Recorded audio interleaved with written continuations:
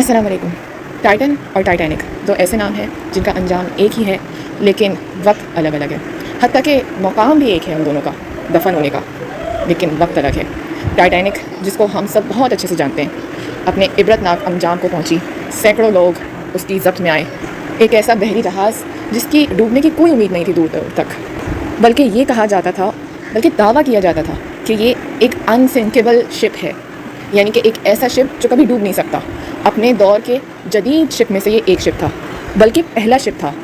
वो अनोखा शिप जो अपने दौर के हिसाब से तमाम सेफ्टी स्टैंडर्ड्स के टॉप पर था, यानी कि सबसे ज़्यादा सेफ़, डिपेंडेबल और लग्जरियस शिप था। 2000 से ज़ायद लोग उस पर सवार थे, जो यूके के शहर साउथहैम्पटन से अमेरिका का सफ़र कर रहा था। ये सफ़र तकरीबन 6 दिन का था, और इसी वजह से पैसेंजर्स को वो तमाम सहूलतें, वो तमाम आसाइश दी गई थी वहाँ पे, जिसको शायद ही 6 दिन भी कम पड़े इंजॉय करने के लिए। यानी वहाँ पे कसिनोस थे, लाइब्रेरी थी, रेस्टोरेंट्स थे, स्विमिंग पूल था, और तमाम ऐसी दिलचस्प एक्टिविटीज़ थी जो पैसेंजर्स को अपने अंदर बिज़ी रखें। लेकिन किससे मालूम था उस वक्त सवार होने वाले मुसाफिर को कि ये बहरी जहाज़ जो इतना हशाश बशाश है, जो कंपनी इतने उरूज पर है, जिसने इसको तामीर कराने पर एक पैसा लगा दिया, इसकी मार्केटिंग में कोई कसर नहीं छोड़ी। बेहतरीन इंजीनियर्स हायर किए, कैप्टन और क्रू हायर किया, ताकि इस शिप के लिए कोई कमी कोताही ना रह जाए। जब टाइटैनिक अपने सफ़र के लिए तैयार थी, निकलने के लिए तैयार थी हार्बर से, तब कंपनी के प्रेसिडेंट ने एक स्पीच कंडक्ट करी थी इस शिप के हवाले से, और बहुत बड़ा एक मजमा इकट्ठा था, और वहाँ पे भी ये दावा किया गया था कि इस शिप में, इसके बनाने में कोई कोताही नहीं की गई। इतने ज़्यादा इक़दाम उठाए गए हैं इसकी तामीरात में कि आप ये गारंटी ले लें कि ये शिप कभी डूब ही नहीं सकता। यानी कि इसको नाम दिया गया कि ये अनसिंकेबल है। लेकिन हैरत की बात यह है, 110 साल बाद यही ट्रेजेडी रिपीट करती है अपने आप को। यानी कि पहले जिस दौर में इंसान अपने आप को तरक्की याफ्ता समझ रहा था और ये दावा कर रहा था कि हमें अब कुदरत पे उबूर है, यही दावा उन्हें नॉर्थ अटलांटिक ओशन में, सर्द तरीन समंदर में, इतने वसी और अरीज़ बहरी जहाज़ को ले डूबा। और आज भी इस दौर में इंसान ये दावा कर रहा है कि हम नेचर के ऊपर हैं, हम नेचर से मुकाबला करने की ताकत रखते हैं। मतलब इंसान अपनी औकात दरअसल भूल चुका है और अल्लाह को चैलेंज कर चुका है। इसी चैलेंज के नतीजे में अल्लाह ताला ने आज दुनिया को फिर एक और टाइटैनिक की जगह टाइटन को इबरत की निशानी बना दिया। पूरे 110 साल बाद उसी जगह पे, उसी नॉर्थ अटलांटिक ओशन में, उसी सर्द समंदर पे, वहाँ टाइटन 5 जानों के साथ अपने इबरतनाक अंजाम तक पहुँचा। इस वीडियो में हम उसी टाइटन की बात करने वाले हैं जो निकला था अपने सफ़र के लिए 17 जून, और इस जदीद दौर के बावजूद 18 जून को वो लापता हुआ। टाइटन एक सबमर्सिबल बहरी जहाज़ है, यानी कि एक ऐसी सबमरीन जो खालिसतन एक्सप्लोरेशन या डिस्कवरीज़ के लिए इस्तेमाल होती है। उसकी एक मदरशिप होती है जिसके सहारे वो समंदर तक लाया जाता है और फिर समंदर के नीचे छोड़ दिया जाता है। फिर उसको वापस ऊपर लाना होता है, तो उसी मदरशिप पे वो वापस आता है और फिर वापस हार्बर की तरफ उसे लेकर जाया जाता है। यानी कि वो खुद डिपेंडेंट होता है मदरशिप पर, उसका सारा कनेक्शन मदरशिप से होता है। उस सबमर्सिबल का नाम था टाइटन। उसका नाम टाइटन क्यों था? हकीकत में उसका इस्तेमाल टाइटैनिक के लिए ही हुआ। यानी कि जिस नॉर्थ अटलांटिक ओशन में टाइटैनिक डूबा था 110 साल पहले, वहाँ पे जो उसका डेब्रिस है, यानी कि जो उसका मलबा फैला हुआ है ज़मीन में, समंदर में नीचे जाके काफ़ी गहराई में, उसको देखना, टूर कराना उस मलबे का, ये टाइटन का काम था। यानी कि आप ये समझ लें कि अमीर लोगों के चोचले थे ये, जिसे लेमन टर्म में मैं ये कहूँगी कि साइट सीइंग होता है, आप कोई हिस्टोरिकल जगह देखने जाते हैं। इसी तरह ये टाइटैनिक को देखने के लिए सबमर्सिबल इस्तेमाल हुआ, टाइटन बनाया गया ताकि वो अपने पैसेंजर को, अपने टूरिस्ट को टाइटैनिक के मलबे का टूर दे सके, दिखा सके कि किस तरह से वो डूबा हुआ है, क्या उसका हशर हुआ है टाइटैनिक के मलबे का, किस तरह से लोगों ने अपनी जान गंवाई वहाँ पे। और ये कितना अफसोसनाक अंजाम है कि जिस टाइटैनिक को देखने के लिए वो पैसेंजर्स गए थे, उसी टाइटैनिक की खातिर उन्होंने अपनी वहाँ पे जान गंवा दी। इस टाइटन का टिकट ही $2,50,000 था। इमेजिन, क्या आप लोग कब्रिस्तान जाने के लिए इतने पैसे देंगे? फॉर इंस्टेंस हम इमेजिन कर लेते हैं, हम सोच लेते हैं कि भाई वो बहुत सेफ़ थी, लेकिन फिर भी एक ऐसी जगह जहाँ पे इतना बड़ा हादसा पेश आया है, लोगों ने 2000 से ज़ायद लोगों ने अपनी जानें गंवाई। विलिंगली तो नहीं हुआ ना, ये सब एक हादसे का शिकार हुए। कोई किसी की माँ, कोई किसी का बेटा, कोई बहन, कोई बीवी, न जाने कितने लोगों ने, कौन था उसमें। इमिग्रेंट्स थे जो अच्छी लाइफ की खातिर अमेरिका जाना चाह रहे थे, बहुत अमीर लोग भी थे उसमें, वो भी ऐसी कश्ती में जो कभी डूब नहीं सकती थी। वो बेचारी 2 घंटे भी समंदर के ऊपर ना ठहर सकी कि वो किसी की मदद उस तक पहुंच जाती।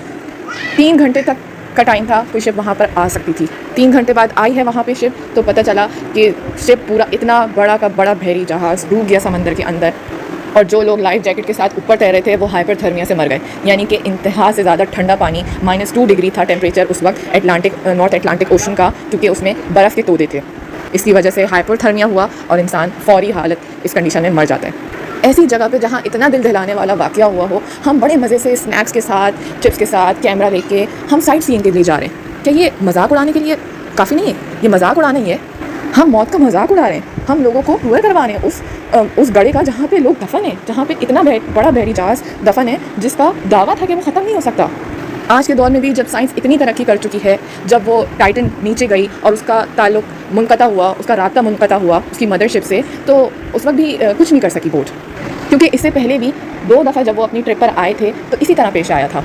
थोड़ी गहराई में जाते ही 3500 फीट की दूरी पर टाइटन का राब्ता उसकी मदरशिप से मुनक़ता हो गया था।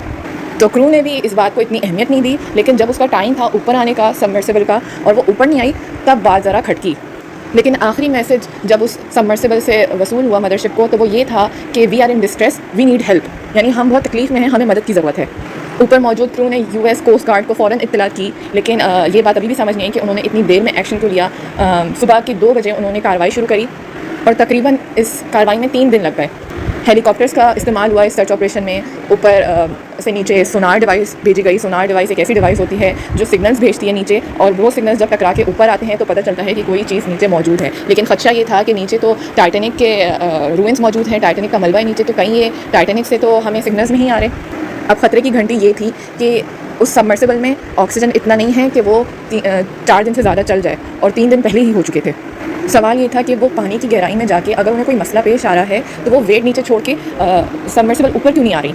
एक वजह ये हो सकती थी कि वो किसी फ़िश नेट में फंस गए। अक्सर उसमें बहुत से जहाज़ों का केस सामने आया है कि उसके अंदर फ़िश नेट के अंदर फंसे डाइवर्स फंस जाते हैं, और फिर पानी के अंदर फ़िश नेट से निकलना बड़ा मुश्किल होता है। फिर दूसरी वजह ये भी थी, हो सकता है कि वो टाइटैनिक के मलबे में कहीं फंस गई हो, जिसकी वजह से वो निकल नहीं पा रही, क्योंकि उसको ऊपर आने के लिए खुली स्पेस चाहिए, और वो अंदर की तरफ कहीं फंस चुकी है, जिसकी वजह से सबमर्सिबल निकल नहीं पा रही।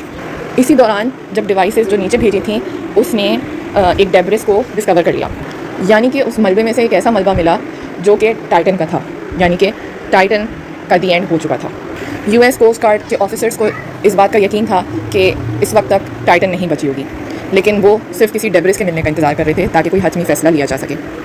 चौथे दिन डेब्रिस के मिलने के बाद ये बात सामने आई कि वो सबमर्सिबल इम्प्लोड हो चुकी है। इम्प्लोड होना क्या होता है, इसके लिए हमें चंद चीज़ें समझना ज़रूरी है। जैसे जैसे हम समंदर की गहराई में जाते रहते हैं, वैसे वैसे समंदर का प्रेशर उस चीज़ के ऊपर बढ़ता रहता है। इसी वजह से कुछ इंटरनेशनल लॉज और रेगुलेशंस हैं जिसकी बिना पर कुछ बहरी जहाज़ को इजाज़त है कि वो इतनी गहराई तक जा सकें और कुछ इससे नीचे तक जा सकें। टाइटन को इजाज़त थी कि वो 5000 फीट से ज़्यादा की गहराई नहीं क्रॉस करे, उसके ऊपर ये लिमिट लगा दी गई थी। लेकिन उसके बावजूद भी टाइटन गई तकरीबन 1400 से लेकर 1500 फीट की गहराई के नीचे। आम इंसान ज़रा मामूली सी भी गहराई क्रॉस करता है तो उसका जिस्म फट सकता है प्रेशर की बुनियाद पे। और फिर 1500 फीट नीचे जाना, इसको समझना एक एग्जांपल से समझ सकते हैं, इतना ज़्यादा डेंजरस है, इतना ज़्यादा ख़तरनाक है। ये बिल्कुल ऐसा ही है कि अगर हम अपनी उंगली की बात करें, उंगली का छोटा सा हिस्सा यानी जो हमारा नाखून है, इस पर इतना वज़न पड़ रहा है जैसे एक बड़ा हाथी खड़ा हुआ है नाखून पर। तो आप इमेजिन कर सकते हैं कि उस सबमर्सिबल पे कितना वज़न पड़ रहा होगा इतनी ज़्यादा गहराई पे, जिसमें उसको जाना अलाउ भी नहीं है। इसका वज़न इतना था उस सबमर्सिबल पे कि उस पर एक आईफिल टावर और उसको 10 गुना और बढ़ा दें आप, इतना ज़्यादा उस सबमर्सिबल पे वज़न था, जिसकी वजह से उसमें पहले तो कुछ क्रैक आए, उसका ढांचा कुछ कमज़ोर भी था। उसके साथ टाइटेनियम के साथ साथ कार्बन फाइबर का भी इस्तेमाल किया गया था। टाइटेनियम इस्तेमाल करना प्रेशर की सूरत में तो बहुत अच्छा है, लेकिन carbon fibre is not dependable. इस मशीनरी में बहुत से ह्यूमन एरर्स भी थे, जिसको एक इन्वेस्टर ने हाईलाइट भी किया, लेकिन इसके CEO ठस से मस नहीं हुए और इसी बात पे अड़े रहे कि हम 2 ट्रिप्स पे जा चुके हैं और दोनों बार कोई मसला नहीं आया। टाइटन के एक और पैसेंजर ने इस बात का इतराफ़ किया जो पहले ट्रिप पे गए थे और उसको लीड किया था। उन्होंने कहा कि हम जब नीचे थे, समंदर की गहराई में थे, तो एक क्रैक की सी आवाज़ महसूस हुई थी, जिसकी वजह से हमने थोड़ी देर में ये फैसला कर लिया था कि हम वापस ऊपर सतह पर आ जाएं। इसकी सेफ्टी को मद्देनज़र रखते हुए इसके अगेंस्ट लॉ सूट भी फाइल हो चुका है। एक इन्वेस्टर ने पैसा भी उठा लिया इस प्रोजेक्ट से, जो कि ओशन गेट कंपनी का है। ये टाइटन जिन्होंने बनाई है वो ओशन गेट कंपनी है। इनके अगेंस्ट काफ़ी एक लॉ सूट भी था, और लेकिन फिर भी इसके बावजूद भी इन्होंने तमाम चीज़ों को नज़रअंदाज किया और इनके CEO इसी बात पर अड़े हुए थे कि हम मार्केट में इनोवेशन लेकर आए हैं, हम फ्लेक्सिबिलिटी के साथ काम कर रहे हैं, यानी कि कम पैसों में चीज़ बना रहे हैं, यानी कि थका हुआ माल लगा रहे हैं। इन शॉर्ट, जो कार्बन फाइबर एलिमेंट इन्होंने यूज़ किया है जिसकी वजह से स्ट्रक्चर फेल हुआ है, वो इम्प्लोड कर गया, कोलैप्स कर गया, वो यही वजह थी कि इन्होंने कम पैसों में थका हुआ माल लगाया। लेकिन यही जो CEO हैं ओशन गेट के, वो ख़ुद इस सबमर्सिबल में मौजूद थे, जो इस सबमर्सिबल को चला रहे थे, लीड कर रहे थे, वो ख़ुद उन 5 अफराद में से एक थे और अपनी जान वहीं गंवा बैठे समंदर के नीचे। तो समंदर के 15,000 फीट नीचे इतना ज़्यादा प्रेशर था पानी का कि वो स्ट्रक्चर उसका ब्रेक हुआ, वो पहले उसके अंदर क्रैक्स मौजूद थे, वो ब्रेक हुआ और वो कोलैप्स कर गया, यानी कि वो पिचक गया पूरा। और जैसे ही उसका पिचकने का अमल शुरू हुआ, अंदर से एक एक्सप्लोजन हुआ और तमाम उसका मलबा बिखर गया, उसी मलबे के साथ जहाँ पे टाइटैनिक मौजूद है। टाइटैनिक का आगे का हिस्सा और पीछे के हिस्से में फासला है, काफ़ी तकरीबन 600 मीटर का फासला है। ज़ाहिर है एक समंदर में उसकी स्वेल्स हैं, यानी कि जो वेव्स बन रही होती हैं समंदर के अंदर, उसका बहाव जो चल रहा होता है, उसकी वजह से जब टाइटैनिक डूबा था उसके बीच में 2 टुकड़े हो गए थे। तो एक हिस्सा आगे को गिरा और एक हिस्सा काफ़ी पीछे को गिरा। तो जो दोनों हिस्सों में फासला है वो 600 मीटर का फासला है और इसी फासले के कहीं इर्द गिर्द ओशन गेट के टाइटन का मलबा भी मौजूद है। असल बात जो हमें इस किस्से से पता चलती है वो ये है कि इंसान कितना कमज़ोर है। जैसे कुरान में आया है कि हमने इंसान को गंदे पानी से पैदा किया, लेकिन ये नासमझ इंसान खुदा से लड़ बैठा है।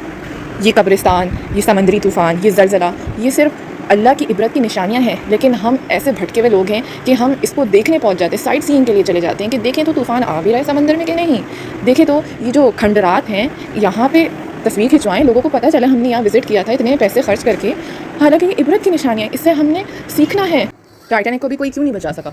हालांकि एक्सपर्ट थे, इंजीनियर्स थे मौजूद। जब इंसिडेंट हुआ, एक बर्फ़ के तोदे से ही तो टकराई थी, वो भी साइड से 300 मीटर के फासले पे थी उस वक्त शिप। जब क्रो नेस्ट पे एक बंदे ने डिटेक्ट किया कि आगे ग्लेशियर है, अंधेरे की वजह से वो दिखा नहीं और करीब जब पहुँच गई शिप तब उसको ग्लेशियर नज़र आया। और वो ग्लेशियर ऊपर सतह के ऊपर ज़्यादा नहीं होता, लेकिन अंदर से बहुत बड़ा होता है वो ग्लेशियर। वहाँ से उसने फ़ौरन ब्रिज पर कांटेक्ट किया और खबर पहुँचाई ग्लेशियर आगे है। वहाँ कैप्टन के रूम तक बात पहुँची। फिर फ़ौरन से ऑर्डर लिया गया कि शिप को लेफ़्ट साइड पे मोड़ा जाए, लेकिन वक्त इतना नहीं था कि शिप पूरी तरह से मुड़ जाता। तो हल्का सा छू के गुजरा था हमारा जो टाइटैनिक है, उस शिप का जो निचला हिस्सा था वो डैमेज हो गया था, जिसे हल कहते हैं। और वो उस टाइम की वेल्डिंग इतनी मजबूत नहीं होती थी, जिसकी वजह से वो क्रैक से पानी आना शुरू हो गया और वो 4 कंपार्टमेंट्स में भर गया पानी।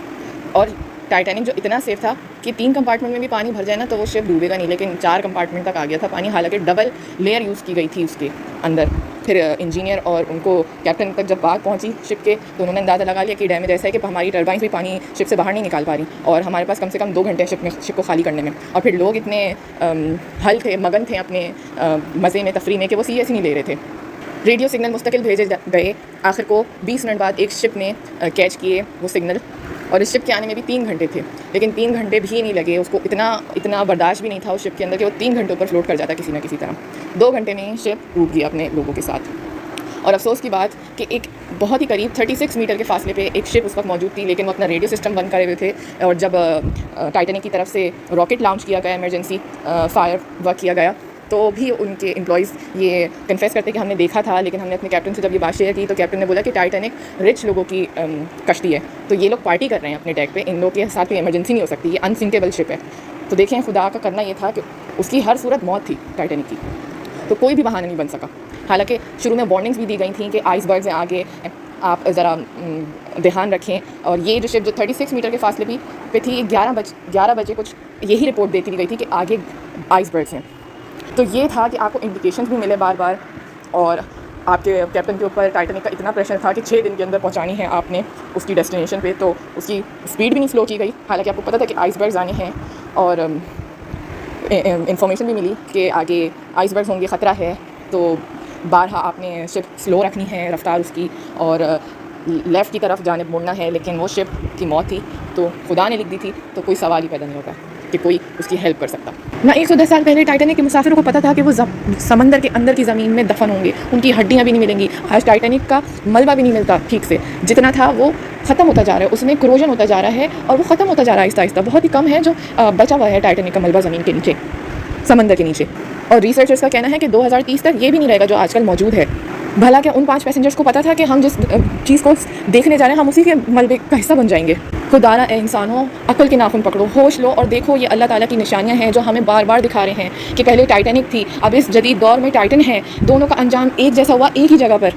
अगर तुम उस ज़ात को भुला बैठोगे तो तुम्हारा भी यही अंजाम होगा। दुनिया में ना सही लेकिन आखिरत में अल्लाह ना करे हम ऐसी किसी इबरत की निशानी बन जाएं, ऐसे किसी अजाब का शिकार हो जाएं।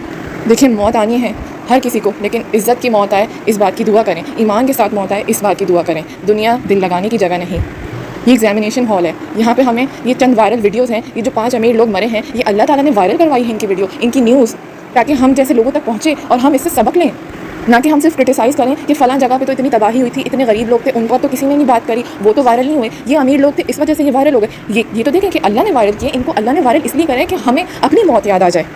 हम जो दुनिया में सैर व तफरीह में लगे हैं वो चीज़ हमारे दिलों से निकल जाए, हम अपनी नफसानी ख्वाहिशात की पूजा करना छोड़ दें और अल्लाह की तरफ रुजू कर लें, इससे कि पहले वक्त ख़त्म हो जाए। अस्सलाम वालेकुम व रहमतुल्लाह।